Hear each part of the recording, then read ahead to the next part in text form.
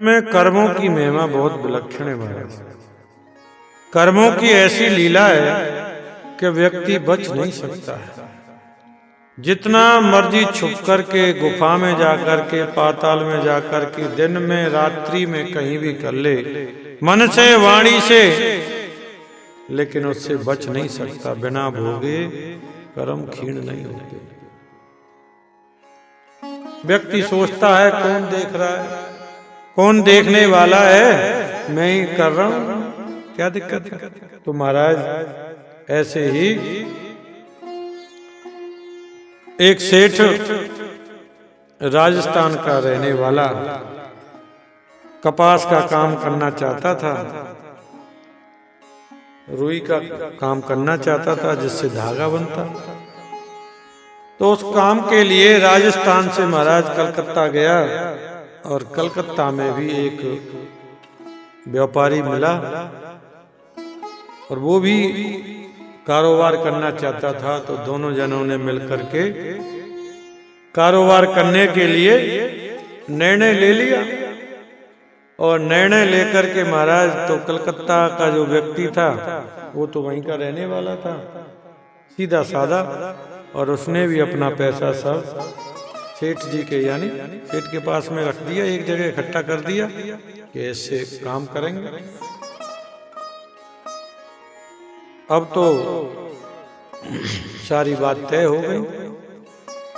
जब पैसा सेठ जी के पास में आ गया तो उसके मन में लालच आ गया, उसके मन में लालच आ गया कि ये तो सीधा साधा है, कोई लिखा पढ़ी तो है नहीं। यदि सारा पैसा यदि ये हमारे रास्ते से हट जाए तो सारा पैसा हमारा हो जाएगा और हमें इसमें आधा हिस्सा भी नहीं देना पड़ेगा। तो उसने युक्ति सोची, जो स्टेशन पर पकोड़े समोसे बेचने वाले होते हैं उससे, उस राजस्थान वाले व्यक्ति ने उससे अपनी बात कर ली और कि ऐसे व्यक्ति आएगा। सारी बात तय हो गई, लेन देन सब तय हो गया। अब उन्होंने कलकत्ता से जाना था हावड़ा, कारोबार के सिलसिले में हावड़ा जाना था। हावड़ा जंक्शन पर उतरे और वहीं पर वो पकोड़े भजिया वाला बेचने वाला जो व्यक्ति था वो वहीं स्टेशन पर रहता। जब ये पहुंचे, दोनों जने पहुंचे, तो उसने ऐसा व्यवहार किया महाराज कि जैसे वो पहले से कितना परिचित है। अब तो उसने इतना आग्रह किया कि उनको शाम को जाने नहीं दिया। वहीं आज तो आपको हमारे यहाँ ही रुकना पड़ेगा, आप प्रातः जाना, सुबह जाना। अब तो रात्रि में उसके यहाँ विश्राम किया और उन्होंने महाराज भोजन में कोई ऐसी जहरीली जहर मिला दिया और जिससे उसकी मृत्यु हो गई। और रात्रि में ही उसको उठा करके महाराज गटर में डाल दिया। गटर में डाल करके और उससे जितने में मर्डर तय हुआ था उसको पैसा दे करके सेठ तो अपने क्षेत्र में आ गया, राजस्थान में ही आ गया और वहीं कारोबार शुरू किया उसने। दिन दूनी रात चौगुनी तरक्की करने लगा, किसी बात की कोई कमी नहीं थी। खूब मिट्टी को हाथ लगाए सोना महाराज बन जाए, ऐसी उसका बड़ा नाम हुआ बड़े इलाके में। उसका बड़ा पैसे वाला धनाढ्य व्यक्ति, इतना धनाढ्य व्यक्ति हो गया, लेकिन एक ही कमी थी कि घर में पुत्र नहीं था, घर में पुत्र नहीं था। उसने पाठ करवाया, पूजा पाठ दान पुण्य आदि किए, तो उससे भगवान की कृपा हुई, पुत्र भी हो गया। अब पुत्र भी घर में हो गया, खूब उसको पढ़ाया लिखाया, बड़ा सुंदर पुत्र, इतना सुंदर महाराज, खूब पढ़ाया लिखाया। अब बड़ा हो गया था, विवाह के योग्य हो गया। अब उसका विवाह पक्का हो गया। विवाह हो गया और बड़ी धूमधाम के साथ में खूब उसने विवाह किया। विवाह करके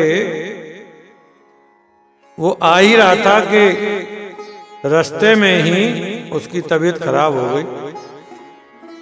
रास्ते में ही उसकी तबीयत खराब हो गई तो महाराज सेठ ने खूब दिखाया, बड़ी दुनिया में दिखाया, लेकिन उसको फर्क नहीं पड़ा। धीरे धीरे धीरे धीरे शरीर उसका ऐसा सूख गया कि हड्डियों का ढांचा बन गया। बस हड्डियों का ढांचा बन गया, देखने में भी बड़ा अजीब लगे। पूरे घर वाले रोए, माँ बाप भी रुदन करें, क्या करें। जितना संपत्ति थी सब उसकी बीमारी में चली गई महाराज, कुछ नहीं बचा। लास्ट में एक वैद्य को बुलाया, वैद्य से नाड़ी दिखाई कि महाराज देखो कुछ हो, कोई रुकने की इसकी कोई उम्मीद है। वैद्य ने नाड़ी देखी महाराज तो उसने कहा ये ज्यादा दिन का मेहमान नहीं है, 2-4 दिन में, 2-4 दिन से ज्यादा जीवित नहीं रहेगा। अब तो महाराज बड़ी हालत खराब।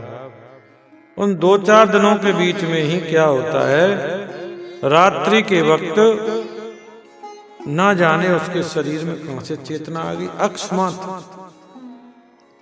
अकस्मात चेतना आ गई और उठ करके बैठ गया। माँ बाप आए, बाप ने कहा बेटा ठीक है तो उसने एक धक्का मारा, दूर, छूना नहीं मुझे। क्या कह रहा है बेटा? बोले कह नहीं रहा हूं, दूर, मुझे छूना नहीं, तू जानता नहीं मुझे, तू जानता नहीं है मुझे, मैं कौन हूं, लेकिन मैं जानता हूं। तू नहीं जानता, मैं जानता हूं,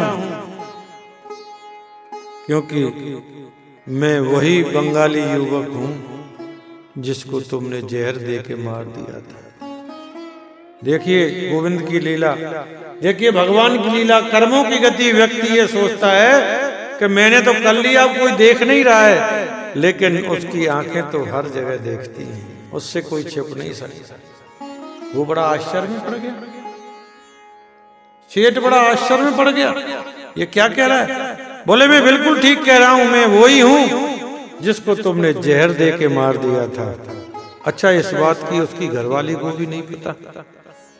घरवाली को भी आज ही पता लग रही है कि ये ऐसा करके वहां से आए, किसी को बताया ही नहीं उसने। वो भी बड़े अचंभित में हो गए। उसने कहा कि नहीं, बच्चे ने बोले मैंने अपना जितना धन था उतना सब अपना धन मैंने लगवा लिया है और 400 रुपये बाकी हैं, 400 रुपये बाकी हैं। अभी जब मैं मरूंगा तो वो भी अपनी अंतरिष्ट क्रिया आदि में सब लगवा लूंगा। अगर वो भी नहीं किया तो छोड़ूंगा नहीं, वो भी सूद समेत वापस ले लूंगा। तो महाराज सेठ के तो नेत्र खुल गए। बोलते मैं तो यही समझता था कि कोई नहीं देख रहा, लेकिन आज मुझे पता चल गई कि भगवान की आंखें हमेशा देख रही हैं। जो तो मैंने किया है तो मुझे भोगना ही पड़ेगा। लेकिन मैं एक बात पूछना चाहता हूं कि इस बनिया की बेटी का इसका क्या दोष है जिसके अभी तक कंगन नहीं खुले हैं, जिसके अभी तक कंगन नहीं खुले हैं और तू मर रहा है। उसने कहा तू नहीं जानता, मैं जानता हूं। ये वही समोसे वाले की घरवाली है जिसने मुझे जहर दे करके मारा था। अब ये पूरा जीवन विधवा बन करके मेरे वियोग में दुख पाएगी, कष्ट पाएगी, पूरा जीवन विधवा बन के इसको रहना पड़ेगा, इसको ये दंड है। तो महाराज सेठ की आंखें खुल गई। ये लीला, ये सत्य घटना है राजस्थान की, जो गीता प्रेस गोरखपुर के अंक में छपी हुई है, आप भी पढ़ सकते हैं। व्यक्ति ये सोचता है कि मैंने कर लिया तो कोई बात नहीं, कोई देखने वाला नहीं है, लेकिन उस गोविंद की आंखें हर एक व्यक्ति को देख रही हैं, हर उसकी नेत्रों से कोई बच ही नहीं सकता। जहां मर्जी छुप करके रात्रि में मन से जैसे भी वो करे, लेकिन उसे कर्म को भोगे बिना वो रह नहीं सकता, वो छूट नहीं सकता उस बंधन से। इसलिए भगवान गोविंद से डरो और भैया गोविंद के चरणों में अपने मन को जोड़ो, उनका सिमरन करो, वो ही मुक्ति के दिलाने वाले हैं। ऐसे गोविंद की लीलाएं हैं।